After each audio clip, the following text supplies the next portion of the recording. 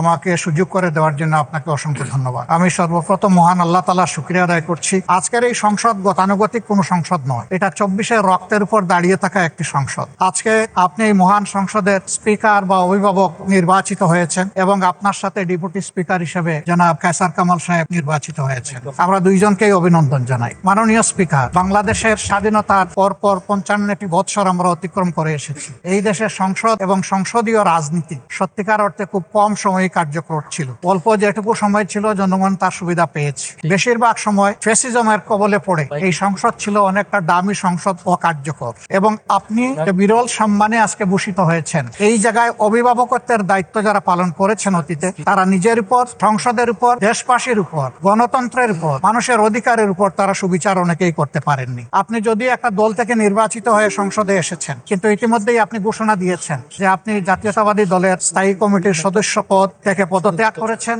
এখন আপনি সকলে, আমরা মনে করি আপনার কাছে সরকারি দল এবং বিরোধী দল আলাদা কিছু হবে না। আপনার কাছে আমরা সুবিচার পাবো, জাতির কল্যাণে যে কথাগুলো বলতে চাইবো সেই কথাগুলো বলার সুযোগ আপনার কাছ থেকে পাবো। আপনার নেতৃত্বে এটি একটি গতিশীল সংসদ হবে, এটা আমরা আশা করতে চাই। আমরা আশা করতে চাই অতীতে যে মন্দ নজির সৃষ্টি হয়েছে বিভিন্ন সময়, এটি নতুন করে আর হবে না। আমার জীবনে এটা প্রথমে এই সংসদে ঢোকা।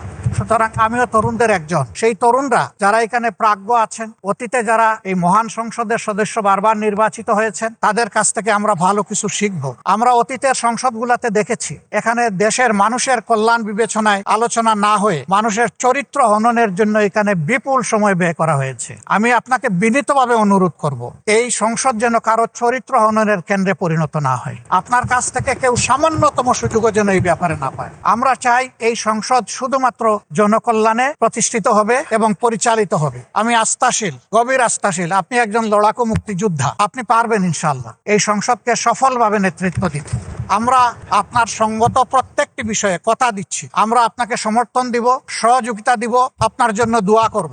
আমরা আপনার কাছ থেকে শুধু ইনসাফ আশা করব। আপনি যদি এই সংসদের উপর ইনসাফ করেন, তাহলে 18 কোটি মানুষের উপর ইনসাফ করা হবে। কারণ রাষ্ট্রের গুরুত্বপূর্ণ 3টি অঙ্গের এটি হচ্ছে সবচেয়ে গুরুত্বপূর্ণ অঙ্গ। এই অঙ্গটা যখন সুস্থ সবলভাবে পরিচালিত হবে, বাকি 2টা অঙ্গ সরাসরি সেইভাবেই কাজ করবে। আবারও বলি, জুলাইয়ের রক্তের উপর দাঁড়িয়ে এই সংসদ, জুলাইয়ের একটা প্রত্যাশা ছিল, একটা মাত্র স্লোগান ছিল, উই ওয়ান্ট জাস্টিস।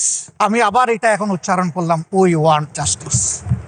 আপনার মাধ্যমে সমাজের সকল অসঙ্গতি, অন্যায়, অপরাধ, দুর্বৃত্তপনা, এটা রাজনৈতিক হোক, অর্থনৈতিক হোক, সাংস্কৃতিক হোক, এই সবগুলার অবসান ঘটবে এই সংসদকে কেন্দ্র করে। এই প্রত্যাশা ব্যক্ত করে আমি আপনার সুস্বাস্থ্য, দীর্ঘ হায়াত কামনা করছি এবং সফল নেতৃত্ব আমি কামনা করছি, যে আপনি অভিভাবক হিসাবে ইনশাআল্লাহ সফলভাবে নেতৃত্ব দিবেন। আল্লাহ হাফিজ।